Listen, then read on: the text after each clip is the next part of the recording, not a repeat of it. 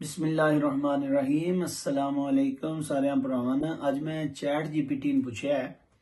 Chat GPT जिन्हें नहीं पता वो सुन के एक AI इंफॉर्मेशन टेक्नोलॉजी का एक ऐप है कि जिदे सारी इंफॉर्मेशन मुकम्मल सेव है। उन्होंने पूछा अज how can you normalise an evil कि तुसी तू एक बुराई ने किस तरह नॉर्मलाइज करनी है कि वो बिल्कुल बुराई मुआशरे में आम हो जाए। हुणे सुनो उस जवाब की दिता है ताकि ये जड़े सोशल मीडिया ते हर तरह की बुराई खुल के करते ने उन्होंने इस चीज़ की समझ आ जाए। सारिਆਂ ਤੋਂ ਪਹਿਲਾਂ ਉਸ आख्या कि बतदरीज गैर हसासीयत सारिਆਂ ਤੋਂ ਪਹਿਲਾ काम मैं करा दे चैट जीपीटी आखदी है कि अगर कोई बुरी चीज़ आहिस्ता आहिस्ता या छोटे कदमों में मुतारफ कराई जाए तो लोग वक्त के साथ साथ इसके आदी हो जाते हैं।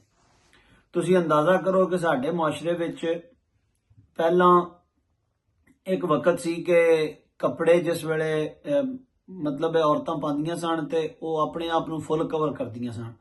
फिर वो आहिस्ता आहिस्ता ऐसे कपड़े आए कि जेड़े कमीज़ां जेहड़ियां ने गोडियां तक आ गईयां। फिर वो गोडियां तो उत्ते हुण तो पता नहीं कमीज़ां रहीआं ही नहीं, वो सारा कुछ उहदे च नज़र आउण लग पिया। दुपट्टे लै गए, यानी आहिस्ता आहिस्ता बतदरीज फैशन इस तरह का लिआंदा गया कि माज़ अल्लाह सुम्मा माज़ अल्लाह एक पर्दे वाली चीज़ जिन इस्लाम ने बिल्कुल पर्दे विच रखने का हुक्म दिता है उन बिल्कुल नंगा करके मुआशरे के सामने पेश कर दिता गया। दूसरा जुबान की तरतीब कहती कि मैं बुराई ने इवें नॉर्मल करा दी कि जुबान उहदे बारे नरम इस्तेमाल करा दे, उहदे अल्फाज नरम या गुमराह कुन जुबान का इस्तेमाल नुकसानदेह अमाल को काबिल कबूल बना देता है।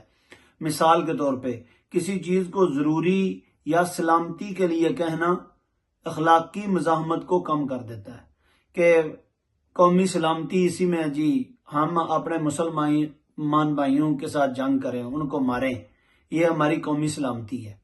इसी तरह अथॉरिटी और मुआफ़कत कि अगर उन्होंने बंदियां ने जेड़े कंजर जिन्हों ने कदी शादियां व्याहां ते जड़ा है ना वो कंजरपुणा करने तो उन्होंने बुरा समझा जाता सी और उन्होंने कोई चांदे के टके दे के उन्होंने तो जान छुड़ाई जाती सी। हुण वो अथॉरिटी बन गए ने, हुण वो सैलीब्रिटीज ने, यानी जिहड़ा ज्यादा कंजर वड्डा है वो वड्डी सैलीब्रिटी है, वो लोग उन्हें फॉलो करते हैं। और किसी अथॉरिटी को जिस वेले भी कोई काम कराया जाए, ये एक अमेरिकन होया अपना ऑथर जिहदा नाम सी स्टैनले मिलग्राम। स्टैनले मिलग्राम जिहड़ा है इस ये बकायदा तजर्बा कीता सी हार्वर्ड यूनिवर्सिटी अमेरिका दा क्वालीफाइड है और इस बकायदा ये तजर्बा कीता सी। ये पैदा होया है स्टैनले मिलग्राम 1933 विच ते 1984 विच मरिया है। इस बकायदा एक तजर्बा कीता सी कि अगर किसी अथॉरिटी ने किसी बड़े ऐसे बंदे ने कि जिन लोग सुनते ने मनते ने जानते ने ਉਹਦੇ ਕੋਲੋਂ कोई बुराई कराई जाए तो वह बुराई लोग उन्हें फॉलो या वो कोई गल है किसी बुराई ते इनकरेज करे तो लोग उन्हें फॉलो करन लग पैंदे ने। ये अजकल सोशल मीडिया ते जेड़े बंदे बने ने जी मैं रजब भट्ट हाँ तो मैं पतलू हाँ तो मैं ये वा मैं वो वा, मतलब अपने आप लीडर शो करते हैं। वो बुराई बिल्कुल नॉर्मलाइज एक अथॉरिटी बन के लोग उन्होंने वेख के उस चीज़ को कापी करन लग पैंदे ने। और ऐसे बदतमीज लोग ने हकीम जेड़े अपने अपनियां बीवियां अपनियां बेटियां मतलब है कि ऑनलाइन पेश करते हैं। अल्लाह तबारक व तआला ज़ात माफ फरमाए। तो एक चैट जीपीटी आखदी अच्छा तजर्बा तुसी खुद भी कर सकते हो। वो आखदी है कि किसी अथॉरिटी कोलों अखवाया जाए और उस चीज़ नूं जिवें हुण सैलीब्रिटी कंजर जिन्ने भी ने मूवियां वाले ड्रामियां वाले वो जिस वे बह कोई गल करते हैं लोग उन्हें स्टेटस लाते हैं, उन्होंने दी गल नूं बड़ी हमीयत देंदे ने और उन्हें नॉर्मलाइज करते हैं। इसी तरह अखलाकी जवाज आंदी मैं किसी बुराई ने नॉर्मलाइज इंज करां दी आम इंज करां दी बुराई ने फैलां दी इस तरह चैट जीपीटी आंदी है कि लोगों ने कायल करां दे कि लोग अपने आप को कायल करते हैं कि ये अमल एक ज्यादा अच्छा काम करता है जो दूसरों को नुकसान पहुंचाने के बावजूद भी काबिल मजम्मत महसूस नहीं होता।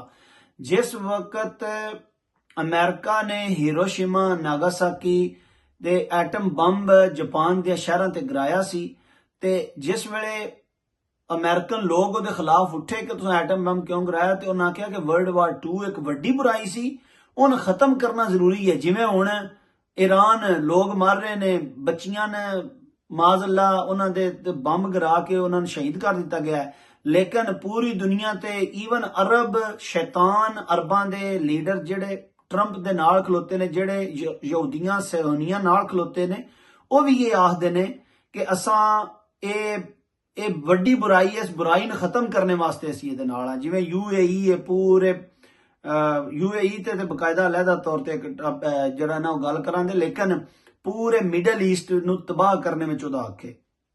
इसी तरह आउट ग्रुप में बमुकाबला आउट ग्रुप सोच, यानी ऐसी सोच ਨੂੰ ਪ੍ਰਮੋਟ ਕਰਨਾ ਕਿ ਇਹ ਲੋਕ ਸਾਡੇ ਨਾਲੋਂ ਕੋਈ ਘਟੀਆ ਨੇ, ਘੱਟ ਲੈਵਲ ਦੇ ਨੇ। ਜਿਵੇਂ ਹੁਣ ਅੱਜ ਕੱਲ ਪੂਰੇ ਯੂਰਪ ਦੇ ਮੀਡੀਆ ਵਿੱਚ, ਜਿਹੜੇ ਸਪੇਨ ਆਪਣਾ ਇਹਦੇ ਚੋਂ, ਫਰਾਂਸ ਵਿੱਚੋਂ, ਜਰਮਨੀ ਵਿੱਚੋਂ, ਇਸੇ ਤਰ੍ਹਾਂ ਅਸੀਂ ਇੰਗਲੈਂਡ ਵਿੱਚ, ਅਮਰੀਕਾ ਵਿੱਚ, ਪੂਰੇ ਯੂਰਪ ਵੈਸਟਰਨ ਦੁਨੀਆ ਵਿੱਚ ਮੁਸਲਮਾਨਾਂ ਨੂੰ ਸਪੈਸ਼ਲੀ ਡੀਹਿਊਮਨਾਈਜ਼ ਕੀਤਾ ਜਾ ਰਿਹਾ ਕਿ ਇਹ ਘੱਟ ਇਨਸਾਨ ਨੇ, ਇਹ ਕੋਈ ਜਾਨਵਰ ਦੀ ਤਰ੍ਹਾਂ ਰਹਿਣ ਵਾਲੇ ਲੋਕ ਨੇ, ਤਾਂ ਕਿ ਜਿਹੜੀ ਵੀ ਬੁਰਾਈ ਇਹਨਾਂ ਦੇ ਖਿਲਾਫ, ਜਿਹੜੀ ਵੀ ਲੈਜਿਸਲੇਸ਼ਨ, ਕੋਈ ਵੀ ਕਾਨੂੰਨ ਇਹਨਾਂ ਦੇ ਖਿਲਾਫ ਪਾਸ ਕੀਤਾ ਜਾਏ ਤਾਂ ਉਹ ਲੋਕ ਨਾਰਮਲ ਸਮਝਣ। ਇਹ ਉਹ ਬੁਰਾਈਆਂ ਨੇ ਜਿਹੜੀਆਂ ਸਾਡੇ ਮੁਆਸ਼ਰੇ ਵਿੱਚ ਵੀ ਆਹਿਸਤਾ ਆਹਿਸਤਾ ਆਮ ਹੋ ਗਈਆਂ ਨੇ, ਔਰ ਸ਼ੈਤਾਨ ਦਾ ਇਹ ਤਰੀਕਾਕਾਰ ਹੈ ਕਿ ਉਹ ਬੁਰਾਈ ਨੂੰ ਅੱਛਾਈ ਬਣਾ ਕੇ ਵਿਖਾਉਂਦਾ ਹੈ। ਅੱਲਾਹ ਤਬਾਰਕ व तआला सन अमल दी तौफीक अता फरमाए। आमीन बिजाहि नबी अमीन।